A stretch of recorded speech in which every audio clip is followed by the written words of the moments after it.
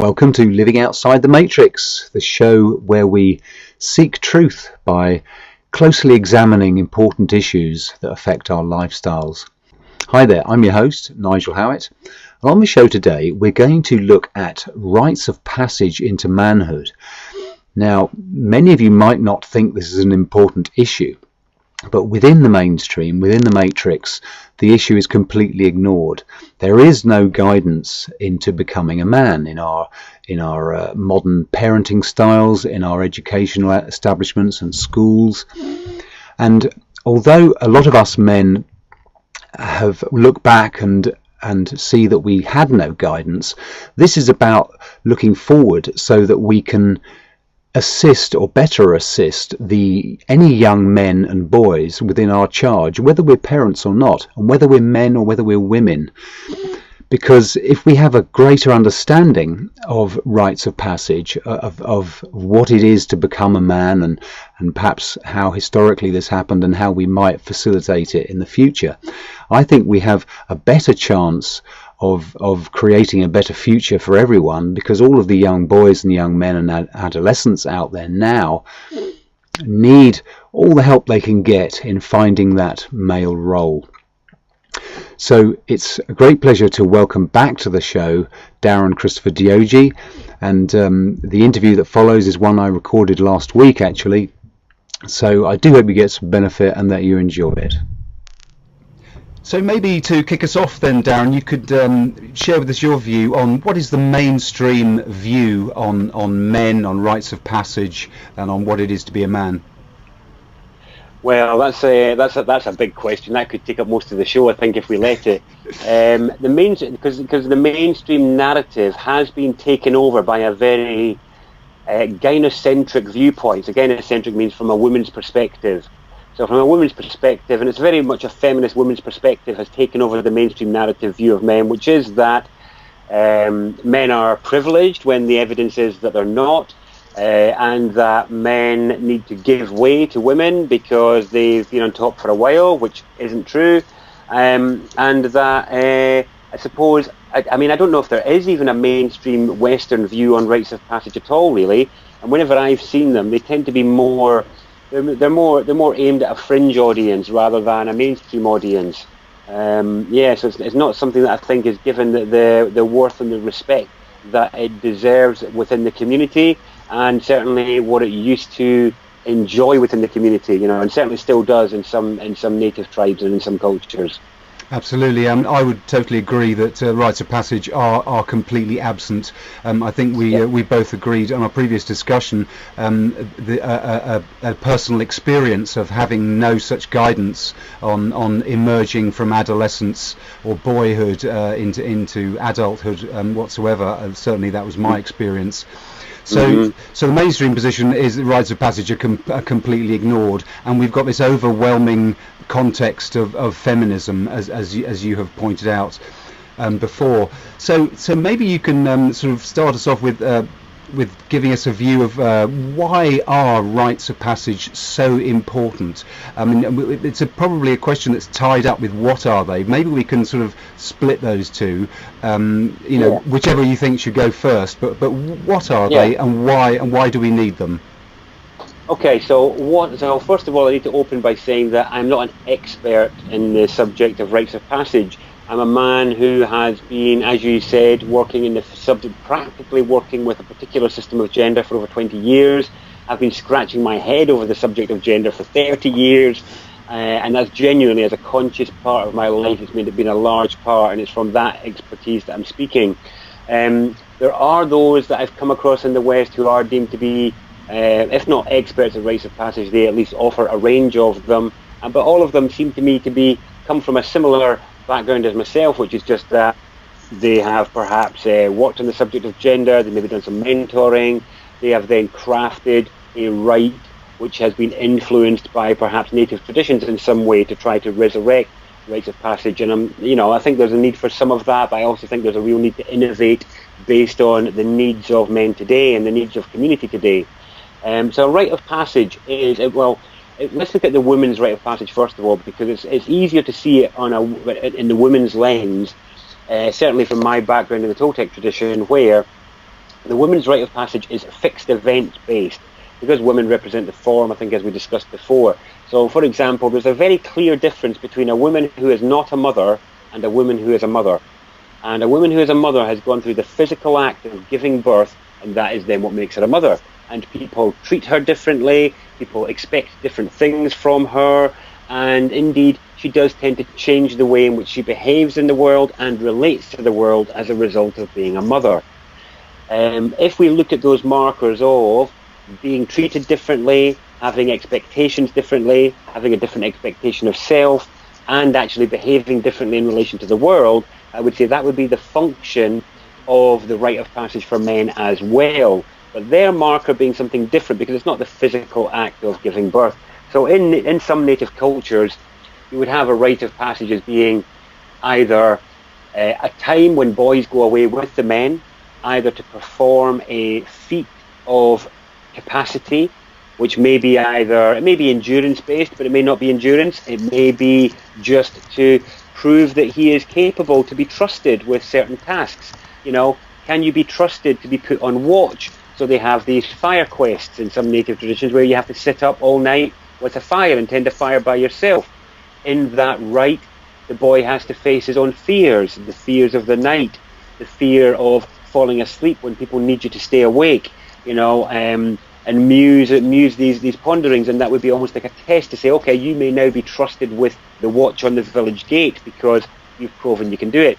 It may be a hunting rite to prove that the man can face the wild. And in other places, there would be a rite of storytelling as well, and maybe this would be part of it, where they would be sharing in the story of the role of the man, the service of the man in relation. No longer can you hide behind mummy's skirt. No longer can you be let off with certain things because you're a child. Now we are going to expect these sort of things from you, and that would be imparted during the rite. So suppose in our culture that would be the 18th birthday with no rite other than a traditional birthday present that says you can drink alcohol now, you can vote now, things like that. But and you are accountable in law now. But there's no process to go along with that in our culture that would really let people feel that something has changed properly within. There's no initiation really, and that missing piece, I think, has devastated the lives of many men who don't know what it is to be a man. They don't really know. They've never had other men welcome them into the world of men. They've never had them say, look, here's what's a little bit different about being a man. You know, it's not just you can go and buy booze without somebody else getting it for you now. There's way more to it than that. And think, you know, we, not just the law, but we, your fellow members of your community, me, your father, we will expect something different from you now, you know, based on your experiences or whatever, or based on this turning point. You know, from having now done some rites of passage work with men and working on devising more, I've met men of all ages who are sitting there, you know, some of them in their 50s and 60s going, yeah, I still feel like a boy. I don't know what's different about being a man. And it's, you know, this is an important conversation to have, because we need our men to feel like they're being men, to feel like they can meet the needs of the community, of their partner, of their family from that responsible position.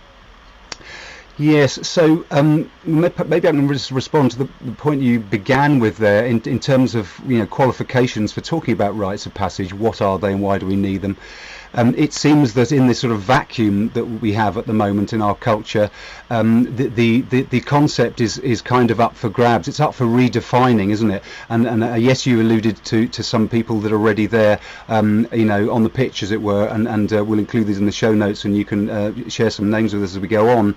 But to me, it seems that the subject is open for definition and to create from the ground up in some respects, because although we've got the ancient traditions, which I'm sure you're going to speak from, the ancient archetypes and so forth, but it does seem to me like we need to put our heads together and look around and check out, well, what do we need to move forward, and how can we best do that? I mean, am I off the mark on there, or do you think there's some validity in that?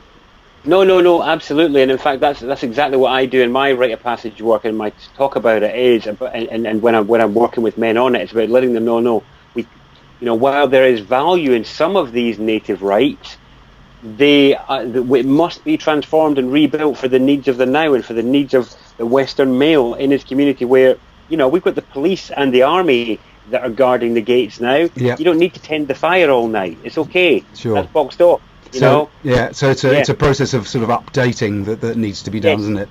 So in terms of why do we need them then, it's for the benefit of our whole society, isn't it, that men actually stand up and be men and not look sideways at each other and think, well, what do we do? How do we live? How do we how do we be more effective? How do we have better relationships and so forth? It's a whole broad topic. So go ahead. Sorry, were you going to say something there? No. You go ahead. You finish your point. Yeah. Maybe you can share with us the sort of the historical sort of perspective, the main archetypes of the male, and what we can look back. So if we look far back enough, of course, as you mentioned, tending the fire at night and all these things from our ancestors. When we reach back into the past to find what is there and what is it we need to bring into today to rethink and update. Can you share with us those kind of thoughts, the main archetypes of the male? Yeah, well, so the one that's commonly used these days, I don't know how ancient it is. I mean, it's from the work of a particular man, and I've seen this used, it's quite standard these days, are these four qualities of the kind of the magician, the warrior, the lover, and the king as being four archetypes of a man, where, the lover loves self, family, and partner. The warrior obviously speaks for himself. The magician is the one who transmutes experiences into vision and into new behavior, into change, and the king is the resultant, I suppose, the result of all of those. But they coexist as well. I mean, I haven't studied it as in depth as many because I use the Toltec archetypes, which are just simply the boy and the man, and there's a clear kind of distinction between the rite of passage from that perspective in the Toltec lens compared to the one which is generally used when if people go looking for rites of passage these days, they'll tend to find ones, if they're browsing around online, that talk about these archetypes of the magician, the lover, the warrior, and the king. And obviously, some of them speak to us romantically or mythically in a way that can be stirring. The stirring idea of being the warrior, protecting your family, it can be quite an emotively stirring thing. But in terms of the practicality of it, I think those are also things that need to be translated and updated so that people can understand how they fit in today's world, because it's not as clear cut, I think, as the romance would make out. No, the idea of the magician, particularly, I suppose, sort of sounds nice to be able to sort of. It's creative, but it sounds a little sort of mystical. It sounds a little difficult to pin down, doesn't it? I mean, that strikes me as being one that probably needs to be updated, because you've spoken there in the what are these rites of passage for? What's the function? And you've alluded to becoming trustworthy, becoming seen as trustworthy, and demonstrating various skills. I would say, the man has to demonstrate some degree of competence in a range of essential skills. So that must be in there somewhere. And I would suggest that needs some degree of rationality. I mean, does that overlap with the king archetype? Yeah, that's much more that I think of the king, the sort of like the king archetype, the one which oversees everything. The one which oversees and governs, as it were, governs the self, governs the role in the community, and has knowledge and control of oneself and one's state. Being personal state and the home, the business, whatever ventures you're involved in the community. So I think it does fit well within that archetype, as I think it's used. It's a tricky one though, isn't it? I mean, to me it's tricky anyway, because they're coloured by various people's views on things like royalty. People have very polarised views on things like sovereignty, with so many people with Republican views or ideas of what, personal autonomy and things. It's, it can be quite difficult to translate. Quite difficult, I think, for some. Sure, yeah. And the idea of the lover, I mean, the rites of passage doesn't mean just becoming a father and showing that you've slept with someone or that you've scored a dozen times with the ladies or something like that. I mean, it's obviously more to it than that. Can you share something about that particular archetype? What, the lover archetype? Yeah. Yeah, I don't know that much. I mean, I'll be honest. These archetypes are the ones that I don't know that much about them. I'll be honest, because I haven't.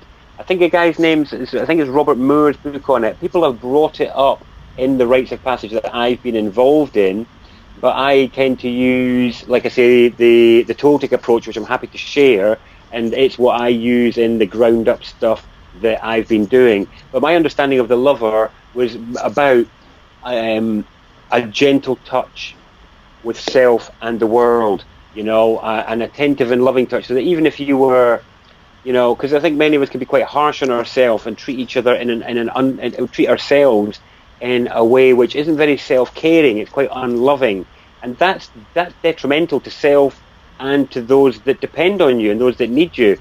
And I think that lover archetype is supposed to cover that sort of thing as well. But again, you have to be indoctrinated into it to understand that, because otherwise, when you look on the face of it, it's like, hey, you should be hot with the women, and you should be a good lover, and that's what makes you a man. And it's like, it's not really just, as you said, about going and getting laid. That's not what it's about at all. And so again, perhaps the rite of passage is partly to almost indoctrinate into what these archetypes are. And I find that challenging, because it leaves an in language, and it leaves like an in group. And if there's an in group, then there's an out group. And I get that, as being somewhat necessary when there's a rite of passage in some respects, but I don't know how useful that is going long term into the future for us. I really don't know. Yeah, I don't really value it that much. No. So okay. So rites of passage. We've agreed that we need something to assist boys and adolescents into becoming a man. Into becoming adult. So what is it we're trying to achieve to demonstrate that we're an adult? I mean, we obviously have to show that we're responsible, that we're capable. What are the other aspects, do you think, that are really important of adulthood that we're trying to underline? We're trying to create some ceremony to demonstrate that we've arrived at some level of competence. Would you think that's a good, and perhaps we can actually come to some kind of definition, even if it's just our own definition, on what these rites of passage are? Yeah, because for me, one of the big things has got to be purpose. Children don't need a purpose. They can just go and play, they can do whatever, and this is covered under responsibility somewhat, but I think purpose is more individual. It's more specific. It's more about what can we look to you for? What value do you bring? What service are you providing? Just that. And I think that's an important difference between just general responsibility, saying, okay, I'll take my turn doing the dishes, or I'll take my turn sweeping up. Okay, that's one element of responsibility. I'll be responsible for the family or whatever. But there's also, I think, a sense of and maybe in our culture this is covered under the idea of career guidance, but I think maybe that's yet another thing we've handed over to the state erroneously. Yep. But actually, especially for the men, it is about purpose. One of the hallmarks of man, going all the way back, and it still carries forth in some modern writing as well, is that for a man to feel worthwhile and valued, he has to have a purpose. He has to have something that he is getting on with, that is progressive and it's moving. Otherwise, men start to get broken spirited and broken hearted, and that's what we see with people who are stuck in humdrum jobs that don't go anywhere, because they haven't really wrapped themselves into their purpose. And for people who love their jobs and get on with it well, maybe they have accepted that as their purpose, and because of that they can be wholehearted and whole-spirited in it. But I think when you look at the average sort of conveyor belt job that's out there, most people in it aren't really that satisfied. They're just doing it for the money, and then they're trying to pay for their purpose elsewhere, if they even know what that is, and that's the key, if they even know what that is. And to me, that's got to be one of the hallmarks of a rite of passage and the service that other men are providing for each other, is to both see and recognize things that are in the boys, and maybe to name them. That's certainly something I've seen in rites that I've been part of, which is to name the strengths that we see in another. Yeah, I see this in you and I value it. I've seen this in you and it is stronger than that which I've seen in others. And for boys that maybe don't have a clear sense of direction, or they don't have a clear sense of purpose, things like that can really help them navigate the sea of options. There's a real sea of options out there, and until there's a marker to say, right, now's the time to make your way in that direction, then, and again, maybe in our culture that is the right from leaving school and going into the workplace, or going into further education and then going into the workplace. Maybe this has wholly replaced the traditional rite of passage, but to me, purpose has got to be one of the core components. Absolutely. And one of the core values. Absolutely, I couldn't agree more. And to me, the well, not just to me, but I think for everybody, the ultimate purpose is to live an effective life and to achieve one's own happiness, which is not achievable by anybody else. Let's remind ourselves, your own happiness is your own purpose, and it can't really be anything else. So if we really zoom out, ultimately our purpose is to live an effective life, to identify those smaller purposes, as you said, those things that you're better at than others, to identify maybe what particular trade or profession appeals to you, and they are sort of sub-purposes, if you like. But the overall management of a life, to me, I think is the big goal that becoming a man is really about. You have to be able to stand back and think, well, what am I doing in my life? Where am I going? What do I want? Some people don't want families, other people do. There are some broad decisions to make, and they all come under that main focus of what do I want out of life, and I need to make sure I'm happy. And this speaks to individualism, doesn't it? And sort of finding one's self and mastering one's self. So there must be some element of self-mastery demonstrated within a rite of passage, wasn't there, to show, and maybe also some demonstration of rational thinking and planning, because in order to manage that life, to achieve that happiness and effectiveness, obviously we need to be a thinking individual. So there's a couple of things there, but I would totally agree that purpose is a key one. Yeah, and I was going to pick up on the word you used numerous times there, is effective.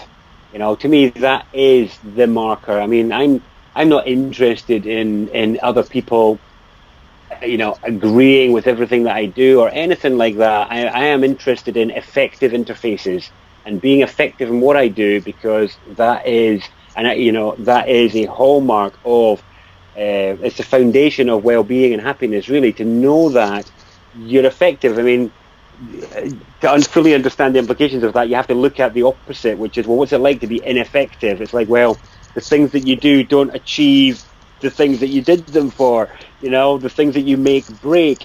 The service you offer isn't sold, and people don't buy it, things like that. And I've never seen that make anyone happy. No, I've never seen that. So effectiveness has got to be absolutely something that is supported, encouraged, and really nurtured as part of any rite process, if you ask me. And for it to be to rise to that top layer of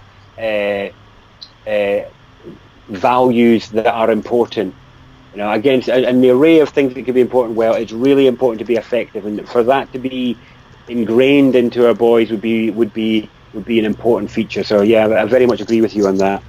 Yeah, and the effectiveness ties in with self-esteem as well, which is another important component of a man, is to have a reasonable level of self-esteem, which I think is synonymous with a reasonable level of functionality as an adult male human being. And self-esteem, as Nathaniel Brandon, who's literally written all the books about self-esteem, points out, it's a key part of happiness. It's a key part of living that life that you want, feeling as though you are capable, that you're effective, feeling efficacious, feeling that you can and that you know how to live, what to do. Sometimes people confuse that with self-confidence, and obviously the two are related. But the self-esteem and indeed the purpose, I think they tie in an awful lot to the epidemics of depression that we see these days. There are so many people who are, as you mentioned very briefly there somewhere a while back, you mentioned people being purposeless, not knowing indeed what their goals are, what their direction is. And I can't help feeling that that's a major part of depression, is to have no purpose, and indeed to have no self-esteem. So these are very, very important components, aren't they, of the rites of passage? Yeah, completely. And again, as I've got one of Nathaniel Brandon's kind of summaries pinned up on my wall as a reminder, because it's about that. Because I love his summation of the process of self-esteem. People who don't have it think that it's like a switch that gets flicked on. And obviously what he's clear to point out is that no, it's through a sequence of deeds. It's a sequence of you acting, making decisions, sticking to them. All these markers. It's a process that arrives at it. And you're right, it's part and parcel of not just depression, but addiction, escapism, suppression. All of these things have marked within them the opposites of what we've been talking about: ineffectiveness, no strong set of values, purposelessness, not having a role within the community, not having anything to offer. These are huge things that affect not just how good we feel, i.e. confidence and self-esteem, but the effect that we have on other people that we come into contact with. If you're going around and you're surrounded by depressed people, which I have been, it's you've really got to have a strong sense of your own state to not be affected by those low moods and those low energies and those low outlooks and those low opinions and those low belief standards. It's really challenging. I had to stop mixing with some of the groups that I was mixing with in the activism scene years ago, because actually it was riddled with low self-esteem, purposelessness, just reactivity, just all sorts of stuff that really wasn't helpful. And it was all just being bundled up into a sense of outrage and blame.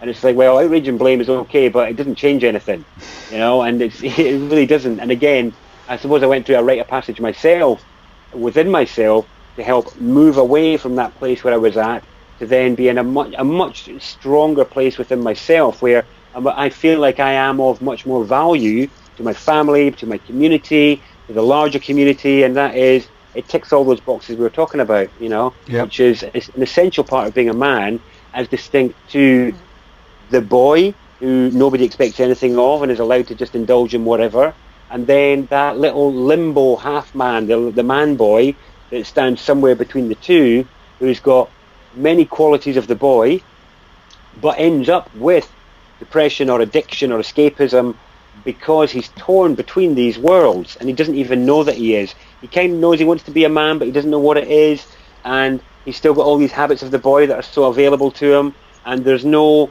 brotherhood of men around him to kind of say, come on, what are you doing?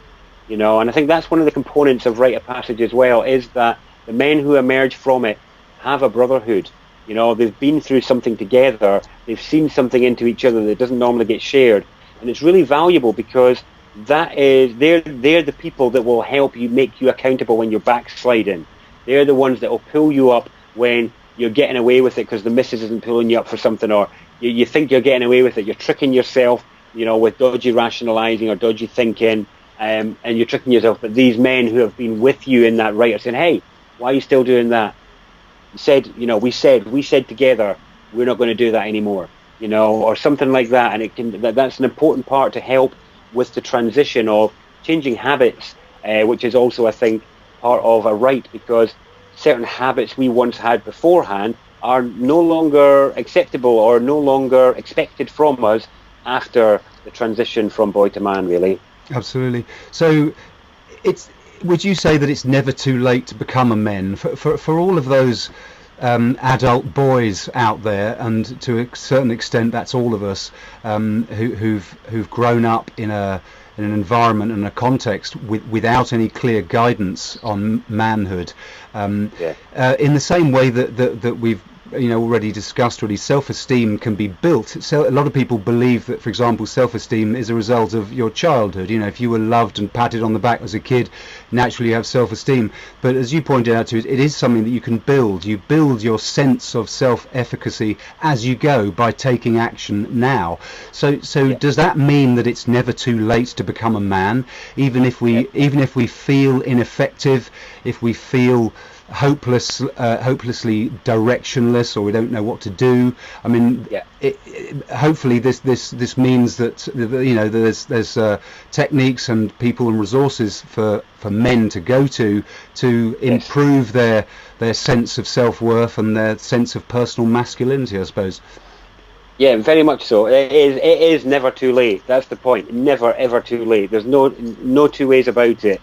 At any point, we can start to either self-initiate a rite of passage, or we can join up with people that are offering rite of passage services, which bring a lot of these qualities together and bring in that element of brotherhood with the group that you do it with, which I do believe is a really important component, because otherwise it's really easy to kid oneself on that you're by yourself, it doesn't matter. It doesn't matter whether you change or not, because one of these, you asked about how the mainstream view of men earlier at the very beginning. And and this doesn't just apply to men, this applies to women too, that in a world and a culture, certainly in the West, where everything basic survival needs are met, they're done. It's all done. In a way, the message people get when they're younger is, you're really not needed. It'd be nice if you had something to offer, but actually, do you know what? You're really not that needed, and are you wanted? Who are you? And the feeling is, well, if I'm not wanted, I'm not needed. What's the point? And this is where that brotherhood of men, I have a growing sense of value and the importance of it, for men to be able to turn to other men and say, do you know what, I've got an interest in, is what lies behind a lot of mentoring, is that I've got an interest in you becoming effective, you finding purpose. And then I've had people turn around to me and say, well, why are you interested? And I said, well, I'm interested because you might be the person that's teaching my kids at summer camp. That was literally a conversation I had with somebody earlier, I was coaching earlier. Or, you might be the person serving me wine in my dotage. You might be the person wiping my bum in the old folks home. I don't know what it is. But for that, it's in my interest that you are a happy, effective, satisfied human being, because you're more likely to give a humane and present service to whoever you come into contact with. I feel like it's in my interest because I don't know whose lives you're going to touch. And if you are going to touch lives of people connected to me, I'd like it to be humane and honourable and effective and born from honourable principles, where you're not going to exploit any powers you may have, you're not going to abuse your position. And if we look at what's happening in the world, we've got loads of exploitation and abuse happening. And I think it's partly because of this lack of accountability, this lack of people saying, hey, do you know what? I was with that thing with you. Why are you still doing that? Hey, that's not on. You know that. We agreed these values. I heard you say I heard you name your values. I heard you name your purpose. I heard you name these things.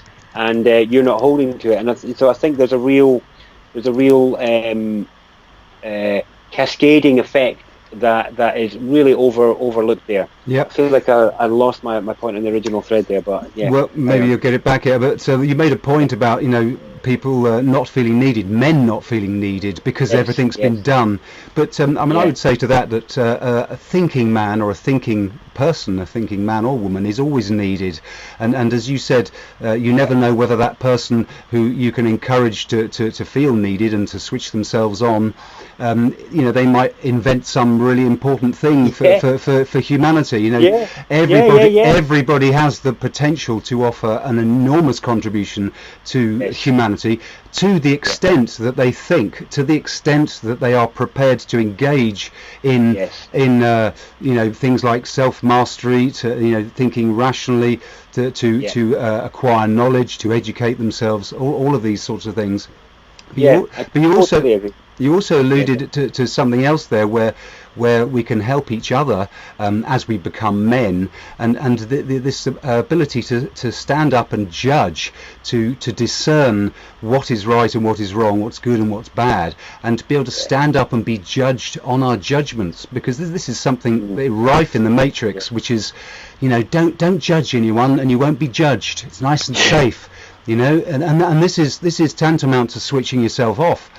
To not stand up and say, do you know what, that's wrong, that shouldn't happen, and why are you doing that? Or pick that piece of litter up off the ground, why are you doing that? It could be something as simple as that. And we're encouraged to not bother to make judgments. I mean, how crazy is that? So a component of a rite of passage or becoming a man must be to the ability to stand up and make judgments and be prepared to be judged upon one's judgments, I would say. Yeah, absolutely. I'd like to share, because I realise we'll be moving to a close soon. I'd like to share with you just the summation of the Toltec rite of passage component that I think is, for those that cannot go to a group rite of passage, this is the marker they can set for themselves. Those people you alluded to who didn't know how to go about making it a rite, this is a real key component, and it ties in with exactly what you were saying there about it can be as small as telling somebody about to pick up the litter they just threw. And so there's three components. So one is, well, two components mainly. One is it's about personal authority, and the word authority has the word author in it, and I think there's real value in that, to say, well, actually, anyone in a position of authority is becoming a bit of a storyteller, So it's about a story. So in the family home, you're the authority because you tell the story of what's going on there. We have the authority of the state, the matrix state, which tells you what you should do to be a good human being, and you should do this, you should pay taxes, you should do whatever. But when one of the components of rite of passage for me is that we take the responsibility to become a storyteller within the world, which is to say, I do not wish that story to continue around me.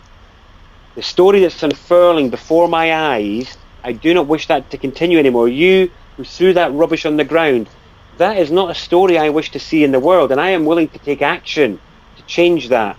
Or the story of seeing your friend beating up his wife or something like that, and you hear it going on in the next room. So many people these days are just like, shh, none of your business. Whereas actually, as you're saying, a thinking, processing, reasonable human being would be like, hey, there's something unjust, unreasonable going on here.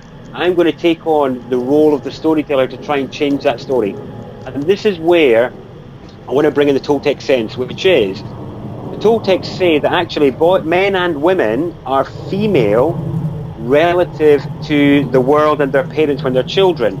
And the reason for that is that, so in the Toltec gender, it's really simple. Anything that's about making points or taking charge or boundaries is always masculine, because men have this point biologically that sticks out. So it's based on the biology of the difference in the humans. Men have this point sticking out, therefore anything about point making is masculine. It's really simple, but it's a handy mnemonic. And the feminine is about the receptive and accepting. So children are deemed to be accepting and receptive because they've got no points to make. They can't draw any boundaries. They can't go hunting for resource. They can't do any of those things. So they're feminine. So the boy in the Toltec system he's a receiver. He has to receive all the points of the world. He has to receive all the data. He has to receive what his mum and dad bring him. He can't really do anything to stop it. If somebody wants to abuse him, they can, because he can't stop it. He can't draw the clear line and make the points to prevent it from happening. But this is then what sets up the position of becoming a man in that sense, which is, okay, world, I have received your points. I have received the data. It has penetrated me and it has grown into something in me. Here are my points in response to that. Here is the change in the lines I wish to draw. And that really ties in with what you were saying about, at any point, we can, any reasonable person, any thinking person has within them the capacity to initiate a rite of passage to say, I'm going to change things from how they were before. And like you're saying, it could be anything. It could be innovation and invention. It could be medicine and healing. It could be anything. Who knows? The human creative potential is radically unfathomable and innovative by its very nature. But by people not accepting the responsibility for that and not acting on the results of their processing, is them running away from the rite of passage that says, this is who I am, here are my values, here is what I'm no longer willing to accept, here is what I'm willing to accept. And that in itself, you can do that as a rite of passage, that because it's going to take time to do that. It's going to change everyone's relationships by doing so. It's going to change the nature of your interactions, because most people I think of in the West, like you were saying, don't judge and you won't be judged. Don't rock the boat, don't step out of line, all that sort of stuff we learned at school. All that's the opposite of of all the qualities that we were seeking to foster. That's not going to cultivate self-esteem. That's not going to cultivate efficacy. That's not going to cultivate responsibility. Leadership. None of those things. Yeah. Leadership, none of those things. Whereas by saying, I no longer accept, and I'm going to do this, I'm going to make that change in myself or in my environment or in how I work, by applying more integrity, by making more effort, whatever.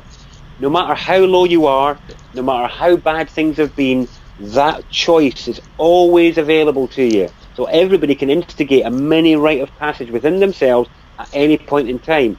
And yes, we can create bigger, more impactful ones for our sons and for our men if that's needed. And I think what they bring qualitatively is the assessment of skill and that brotherhood component. But otherwise, you don't need to do that. You can indeed initiate a rite of passage yourself, which ties in with that individual that both I know you and I both celebrate. And accolade, I really see the value in supporting that. And this kind of approach, I think, really nurtures the freedom and the methodology to go about doing, I don't need somebody else to do a rite of passage. Now I know these are the markers for it. I'm going to start now. Every month I'm going to make a change I've been avoiding, and I'm going to stick to it. Things like that. You can begin there, and you do that for a year, you're going to be a different person in a year's time. No doubt about it. Yep. You'll be transformed. Yep. So you've made the point there, male thing, as you said. I can't help but think that as some part of our stepping into manhood, this making a point, you've assimilated everything from boyhood and childhood, you've received everything. It's time to, if you like, it's time to step up. It's time to take part in the wider world. So becoming a man is really sort of standing up and taking one's place in the community by engaging with it, and that must necessitate a degree of paying attention to what's going on, a bit of receptive. It must necessitate a degree of having some thoughts about that, having an opinion, deciding, judging, as we've said, and making some points. So it's people talk about waking up and everybody being asleep and all that. Everyone's asleep in the matrix. Waking up must be part of that sort of stepping up and taking part in life, engaging with it, if you like, and having some thoughts and opinions on things, which are obviously requires a process of self-education. It's not going to happen overnight. It's there's a process of engagement with the world, of listening, observing, and learning. It takes time, but it makes me think that an important rite of passage must involve some kind of presentation of an idea. And I have a 10-year-old son at the moment, and I haven't designed any rites of passage for him at the moment, although I like to think of what we might do around that. But I can't help but think that some component of it must be to have some ability to stand before a group. It could be the family, it could be half a dozen people, it might be more, it might just be two parents. But the idea of standing up and talking about something, making a point, it could be something simple as talking about the butterflies in the garden, or it could be something like designing a go-kart. It doesn't matter really the size of the project. What matters to me would be the engagement, the here is my effort, here's the results of what I've been scratching my head about for the last few weeks or months or maybe even years. So I see that as an important component in a rite of passage. Yeah, that's a really valid point. Yeah, thank you for tempering that there and bringing it down into a very practical example. Absolutely, especially as you're saying when we're dealing with the children, because we can't ask too much of them. And it is about fostering and highlighting the breadcrumbs that become the loaf of bread. You know, these little things are the beginning of skills that become useful, which is to speak from one's own truth, from one's own self. Like you're saying, okay, here's the story I was fed, but actually I've looked at the data and I've looked at this, and based on my experience, I don't think that's altogether it, you know, and I'm going to proudly say my personal processing on it. And like you're saying, it could be about anything. It could be wider social issues, but it could be about the butterflies in the garden, or it could be a particular project. But it is that showing of oneself. I remember, so I've been teaching groups and speaking to strangers. Well, I've been teaching groups since I was 17 years old. My first job was for a big media company, and they ended up making me a trainer within a few months. So I was this nervous teenager teaching all these middle-aged people how to use computers and whatnot. But you know, and ever since then, I was involved in jobs that involved some level of speaking or presenting in some way. And even as a kid at 13, when I was old enough to work, I used to knock on doors selling tablet and macaroon in Scotland. But the point is that that even after all of that, after all of those years of service, speaking publicly to people that I didn't know, when I first got up to speak of something that was truly mine, genuinely mine, which was many years later, I was stripped naked. It was really challenging and difficult, even though I'd been publicly speaking for over 10 years prior to that. Because always before, when somebody didn't like what I said, I was like, I'll go and tell the developers. I'll feed that back to the management team. I'll feed that back to whoever. I didn't have to take responsibility for it because it didn't come from me. I was just like the salesman or the trainer. I didn't write the training materials. I was like, I'll tell that to the people who wrote the training materials. Whereas when I was speaking of something that was genuinely mine, that was a rite of passage. That was an initiation. That was sweaty palms, shaky voice, the whole shooting match, even though I'd had over 10 years experience. So I agree with you that it's to be able to bring that in younger and younger and younger, to foster that sense of getting that nervous sharing out of the way when we're young, so that when we are dealing with the stuff we're really passionate about, with stuff that has a real impact on the world and on our family, that we have cut our teeth and developed the skin, that we have some capacity, some competence to give worth to what we're sharing and to the value that we place in it. So I loved your examples there. I think it's great. I have loads of home ed mums in the home ed team that want me to be doing stuff with the boys, Rite of Passage based, and I've been avoiding it, but it sounds like maybe it's something that we can talk about devising and doing, because there's plenty of people that are genuinely interested in looking for it, but they just don't know where to look. I think you're right. I think we can. And one of the things that springs to mind to me is that the modern education system, for those who go through it, and particularly into university, the idea of making your own original point, for innovating ideas and taking that story you've been told and thinking, do you know what? Either we can improve that, or that's completely wrong, or whatever. That this is actually discouraged. I mean, university theses, you have to cite your references. You basically have to draw on thinking that already exists. So if you were to come up with something completely new, a bunch of your own ideas, well, where are your references? I mean, you'd be marked down for not having references. And in earlier school, the idea of the right answer, the concept of one right answer to the test, these things all serve to I think scupper that rite of passage into making one's own original point, innovative thinking and that sort of thing. Yes. So the context, again, the matrix is very much against us in that respect. We're having to swim upstream.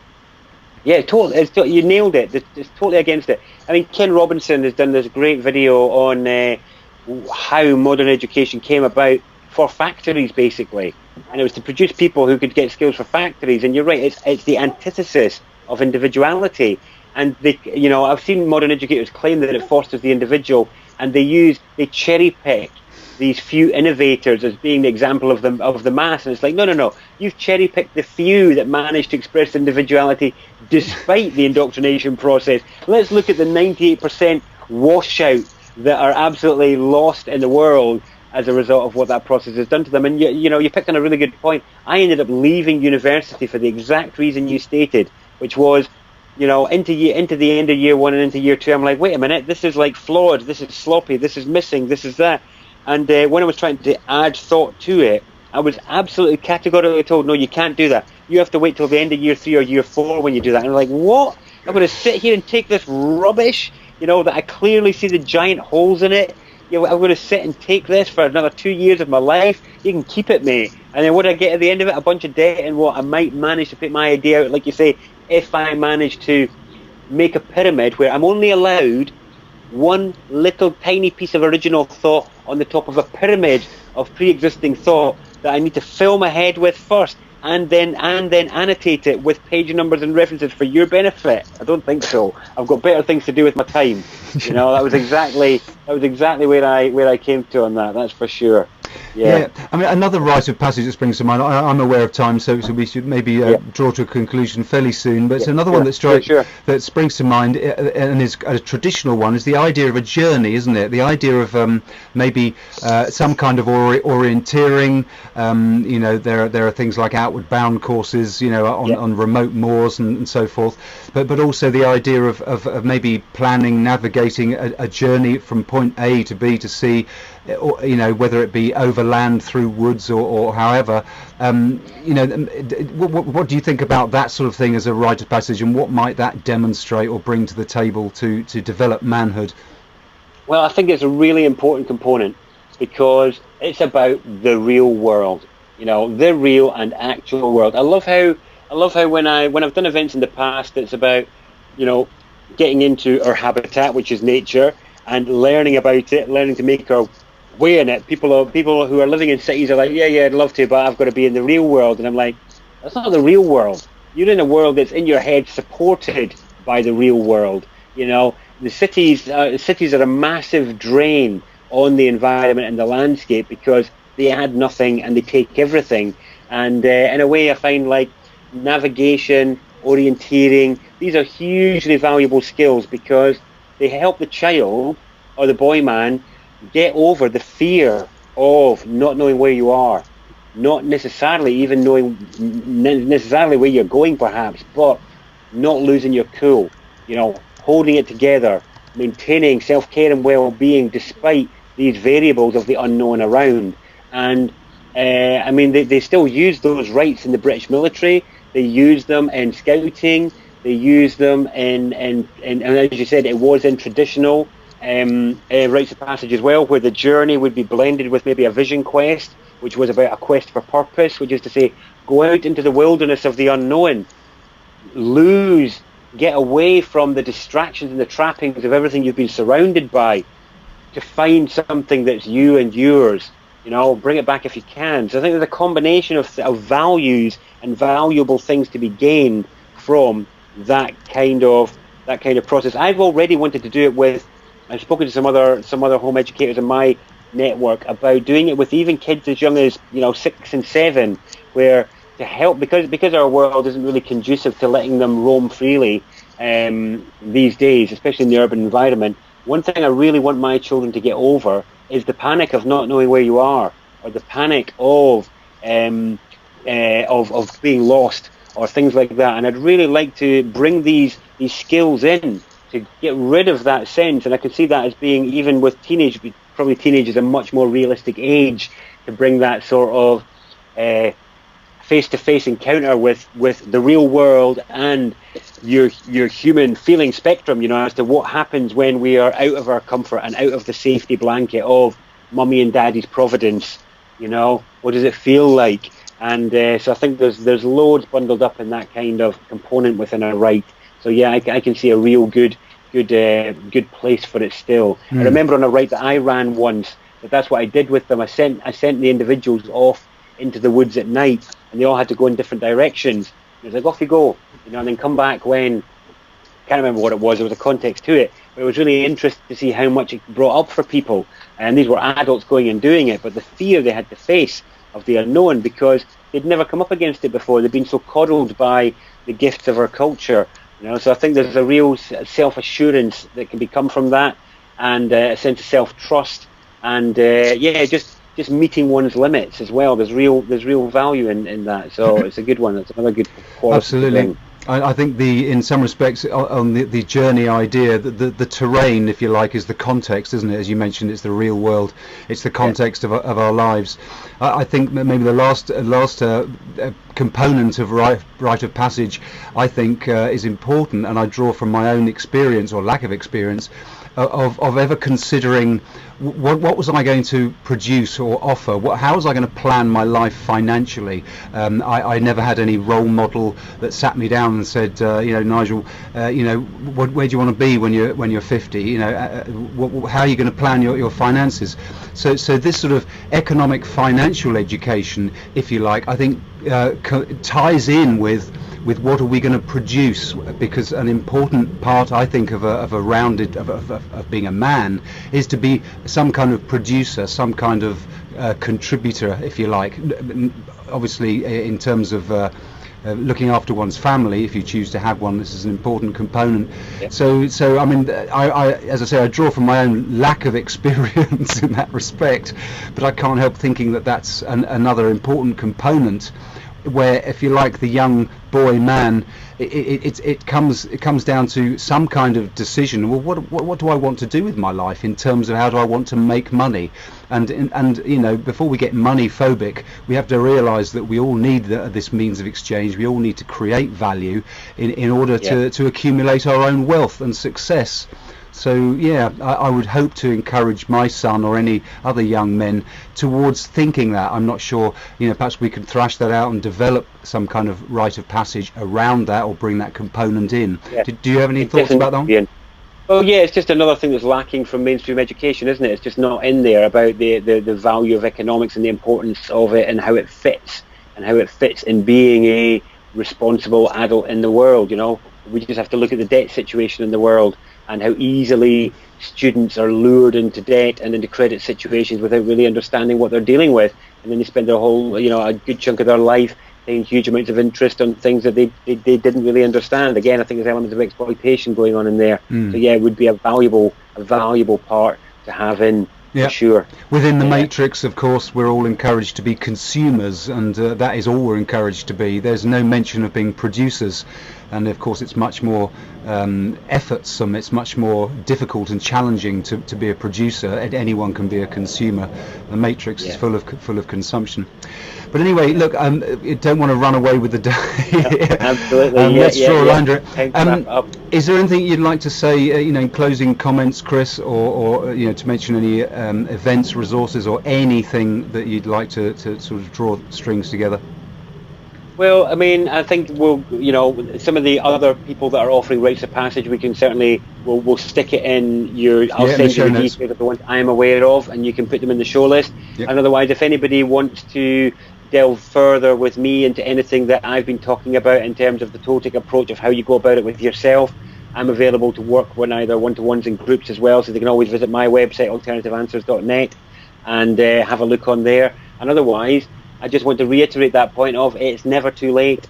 No matter what's going on, it's never too late. You can always bring about change and start to change the story of what's going on and take more responsibility, and like you're saying, become a contributor and not accept the story that you've been fed. Absolutely. Thank you so much for that, and thank you so much for taking the time to join us today, Darren. Really appreciate your time and your this wonderful education that you brought to us, and your whole contribution. So many thanks. Just a reminder to the listeners, I'd certainly encourage you to visit the website www.lawfulrebel.com for more information and topics that we can thrash out to help us thrive and help us bust through the disinformation of the Matrix. Thank you all very much for listening, and I do hope you'll join us again for another episode of Living Outside the Matrix. Be the change you